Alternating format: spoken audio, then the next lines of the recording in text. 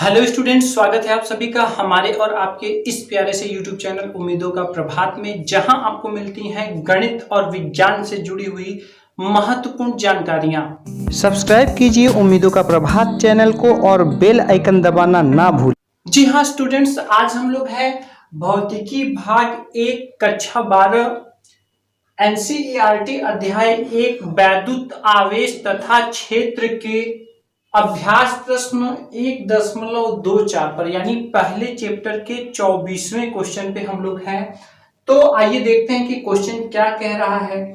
लेकिन मैं आपको सजेस्ट करना चाहूंगा कि अगर आपने इस चैप्टर को अगर अच्छी तरह से ना पढ़ा हो तो इसका निचोड़, जिसमें कि महत्वपूर्ण सूत्र और नियम बताए गए हैं, तो इसके दो वीडियो दो पार्ट में बने हैं। यहाँ ऊपर आपको आई बटन में मिल जाएगा और डिस्क्रिप्शन बॉक्स में भी उसका लिंक मिल जाएगा, तो वहां से भी आप उन वीडियोस को देख सकते हैं, जिससे आपको न्यूमेरिकल्स में प्रॉब्लम नहीं होगी। तो चलिए शुरू करते हैं। देखिए, दो बड़ी पतली धातु की प्लेटें, तो चलिए यहाँ पर ये बोल रहे हैं कि दो पतली धातु की प्लेटें हैं। तो चलिए हम दो पतली यहाँ पर धातु की प्लेटें ले रहे हैं। इस तरह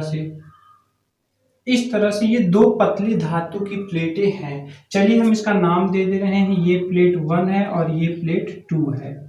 ठीक है, इसके बाद क्या कह रहा है, देखिए, एक दूसरे के समांतर और निकट हैं। ये एक दूसरे के समांतर और निकट हैं। इनके भीतरी फलकों पर प्लेटों के पृष्ठीय आवेश घनत्वों के चिन्ह विपरीत हैं। जैसे कि इसका मान लेते हैं पृष्ठ घनत्व सिग्मा है, तो यहां पर अगर प्लस है तो यहां पर प्लस है, तो यहां पर क्या है, माइनस है। और इसका परिमाण भी दिया हुआ है। कितना दिया हुआ है, ये देखिए 17.0 × 10⁻⁻22 कूलाम प्रति मीटर स्क्वायर। अब हमें पूछ क्या रहा है, पहली प्लेट के बाह्य क्षेत्र में, तो देखिए ये प्लेट पहली है, इसके बाह्य क्षेत्र में मतलब यहां पर। तो चलिए यहां पर हम कोई पॉइंट ले लेते हैं। चलिए हम ले रहे हैं P1 ही ले रहे हैं। यहां हम ले रहे हैं P1। इसके बाद सेकंड पार्ट में पूछ रहा है दूसरी प्लेट, यानी कि सेकंड वाला जो प्लेट है उसके बाह्य क्षेत्र में। तो चलिए यहां हम एक पॉइंट ले रहे हैं और इसका नाम रख लेते हैं P2। इसके बाद तीसरा कह रहा है प्लेटों के बीच, यानी कि इन प्लेटों के बीच में। तो चलिए यहां पर हम नाम रख ले रहे हैं इस पॉइंट का P3। विद्युत क्षेत्र का परिमाण पूछ रहे हैं। क्या पूछ रहे हैं, विद्युत क्षेत्र का परिमाण पूछ रहे हैं। तो देखिए, अगर कोई पतली आवेशित अगर चादर है तो उसके नजदीक में, उसके पास में, उसके चारों ओर जो वैद्युत क्षेत्र होता है, E बराबर वो क्या होता है, तो देखिए ये आपको यहाँ सारांश वाले वीडियो में मिल जाएगा, सेपरेट आपको एक्सप्लेन किया गया है। E बराबर σ/2ε0 यही होता है। ठीक है, और ये एक सदिश राशि है, यानी कि अगर वो पॉजिटिव है तो वहां से दूर निकलेगा और अगर निगेटिव है तो इसके नजदीक में आएगा, यानी कि बाहर न जाके अंदर की ओर आएगा। ठीक है, तो इसी जो एरो बना हुआ है अंदर की ओर और बाहर की ओर, यही दिशा होगी। अगर प्लस होगा तो बाहर की ओर, माइनस होगा तो अंदर की ओर। तो देखिए ये जो क्वेश्चन कह रहा है पहली प्लेट के बाह्य क्षेत्र में, इसे निकालने से पहले आइए हम थोड़ा इसकी भी बात कर लें। तो देखिए जो यहाँ पे इन्होंने कहा है भीतरी फलक पर, ठीक है, तो यहां हम इसके अंदर की ओर मान रहे हैं। तो अगर इसके अनुसार बात की जाए तो यहाँ जो क्षेत्र होगा ये बाहर की ओर होगा। कहाँ होगा, बाहर की ओर होगा, क्योंकि अंदर वाले पे है। अब यहाँ पे पृष्ठ घनत्व है तो ये प्लस है, चूंकि तो बाहर की तरफ इसका विद्युत क्षेत्र होगा, और ये माइनस है तो इसका जो होगा वो अंदर की ओर होगा, यानी इसके अंदर की ओर होगा। यहां से ये बाहर की ओर होगा और यहां से ये अंदर की ओर होगा। इतना आप समझ रहे हैं, ठीक। अच्छा, अब ध्यान दीजिए, अब हम लोग चल रहे हैं बाहर। अब जब बाहर बात की जाएगी तो बाहर देखिए, चूंकि ये क्या है, इसको चलिए हम ले रहे हैं E1 और इसको क्या ले रहे हैं E2। इसको E1 ले रहे हैं और इसको क्या ले रहे हैं E2। ठीक है, अब ये E1 है तो अब देखिए अगर ये प्लेट ना होता या फिर है भी, फिर भी इसके बाहर अगर इस पॉइंट पे बात करेंगे तो यहां से ये बाहर की ओर ऐसे होगा, ये होगा E1, ये क्या होगा E1 होगा। ठीक है, और यहां पर अगर बात की जाए तो देखिए यहां पर ये देखिए माइनस है ना, यहाँ क्या है, ये माइनस है।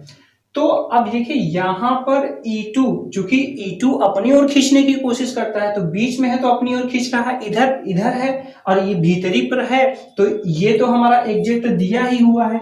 अब इसके अकॉर्डिंग अगर हम इस पॉइंट पर बात करेंगे तो चूंकि माइनस अपनी ओर खींचता है तो उधर थोड़ी ना जाएगा, ये इधर भी अपनी ओर खींचेगा। ये E2 है, ये क्या है यहाँ पर, ये E2 है।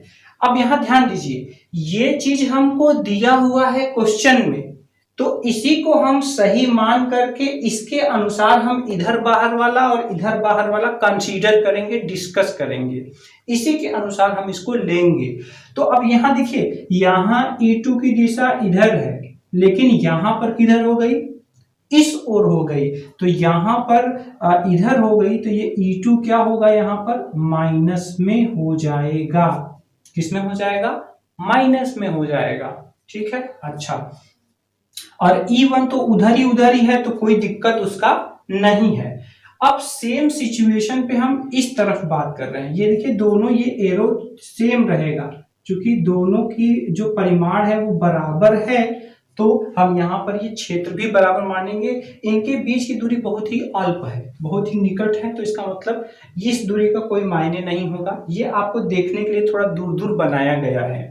अब यहाँ पर देखिए, यहाँ पर ये E2 आप देख रहे हो, E2 तो अपने ही दिशा में है, इसी दिशा में है, तो E2 तो यहाँ पर यही होगा, E2 तो यही होगा, जो क्योंकि दिशा उसकी सेम है तो चेंज नहीं हो रहा है। लेकिन E1 आप देख रहे हो उस तरफ है, चूंकि भीतरी पर दिया है और भीतर से उधर ही जाएगा, लेकिन अब चूंकि हमें यहां पर लेना है तो यहां पर चूंकि प्लस है तो प्लस अपनी ओर थोड़ी खींचेगा, वो तो बाहर, तो इस E1 को हमें यहां बाहर की ओर लेना पड़ेगा, और जब हम यहां पर बाहर की ओर लेंगे तो यहाँ पे क्या लग जाएगा, माइनस लग जाएगा। क्या लग जाएगा, माइनस।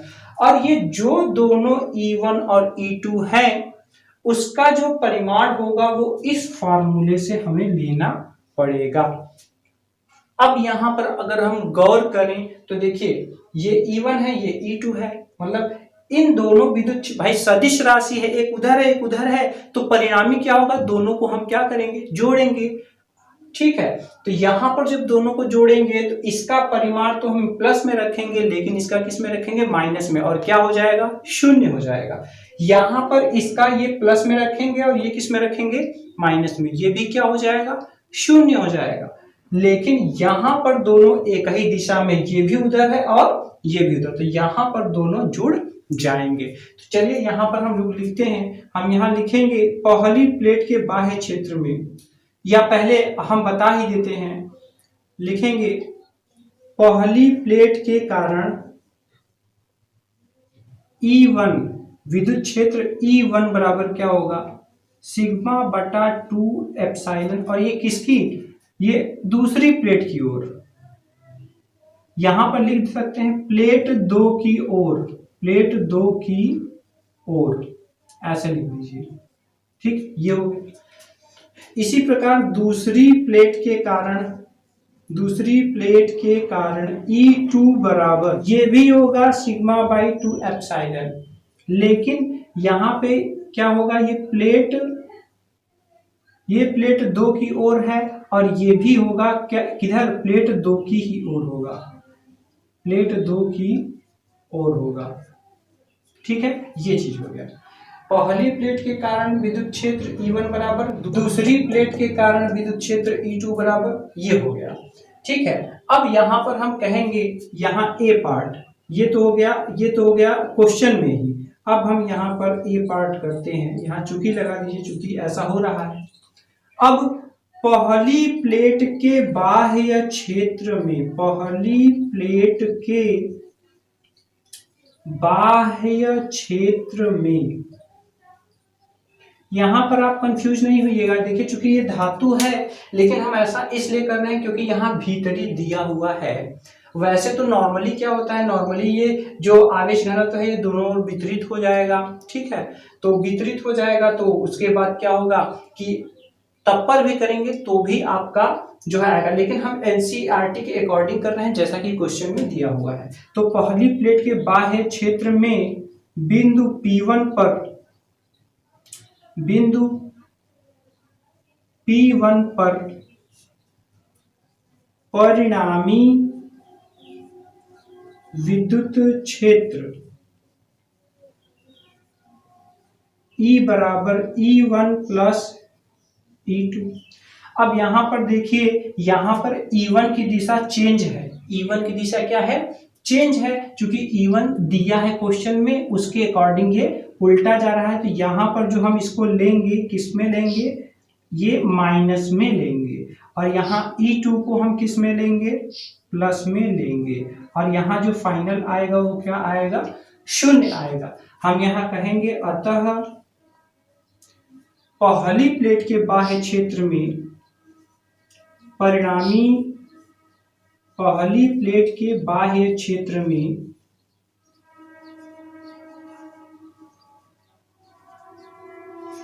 परिणामी विद्युत क्षेत्र शून्य होगा।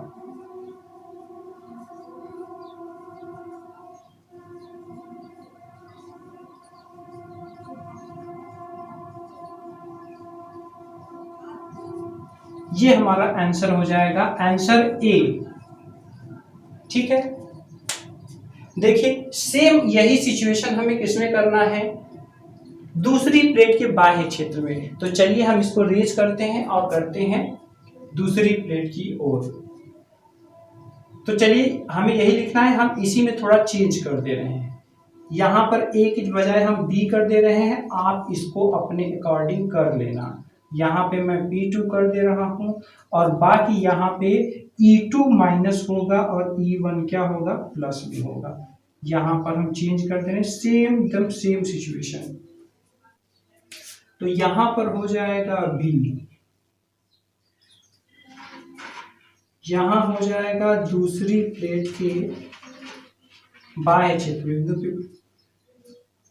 तो यहाँ पर देखिए, यहाँ प्लस हो जाएगा और यहाँ क्या हो जाएगा, माइनस। कैसे माइनस हो रहा है यहाँ मैंने आपको एक्सप्लेन कर दिया। तो अब यहाँ पर पहली के बजाय क्या हो जाएगा, दूसरी प्लेट पर, अतः दूसरी प्लेट पर, और ये आंसर जो होगा वो किसका होगा, बी का होगा। किसका होगा, आप समझ रहे हैं ना कैसे प्लस और माइनस हो रहा है, ठीक है। दूसरी प्लेट के बाह्य क्षेत्र में बिंदु यहाँ पर P2 लिखेंगे, P2 पर परिणामी विद्युत क्षेत्र E बराबर E1 प्लस E2। तो हम दिशा के अनुसार चिन्ह प्लस माइनस कर लेंगे, लेकिन फिर भी हमारा 0 आ रहा है, अतः दूसरी प्लेट के बाह्य क्षेत्र में परिणामी विद्युत क्षेत्र शून्य होगा। इस तरह से हम दूसरा आंसर भी कर लेंगे। अब बात आती है तीसरे की। तो चलिए अब हमें इसको रेज करना पड़ेगा, आप समझ गए होंगे इसको। तो अब हम इसको रेज कर रहे हैं और चलते हैं सी पार्ट, प्लेटों के बीच में, प्लेटों के बीच में। तो यहां लिखेंगे चूंकि प्लेटों के बीच में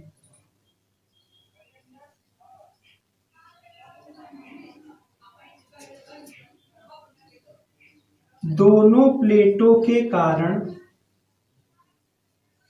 दोनों प्लेटों के कारण विद्युत क्षेत्र समान दिशा में है,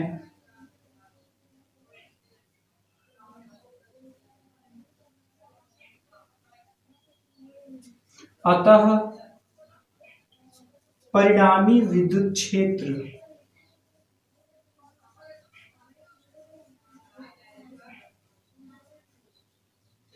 E बराबर E1 प्लस E2। दोनों को हम जोड़ देंगे। तो देखिए यहाँ सिग्मा बाई 2 एप्सिलॉन उसका भी और सिग्मा बाई 2 एप्सिलॉन उसका भी, और यहाँ पर जब दोनों को हम ऐड करेंगे तो ये आएगा E बराबर 2 सिग्मा बाई 2 एप्सिलॉन। चूंकि देखिए हर बराबर है तो ऊपर जुड़ जाता है, तो सिग्मा सिग्मा 2 से 2 कट जाएगा और यहाँ पे केवल सिग्मा बाई एप्सिलॉन आ जाएगा। अब आइए इसको हम सॉल्व कर लेते हैं।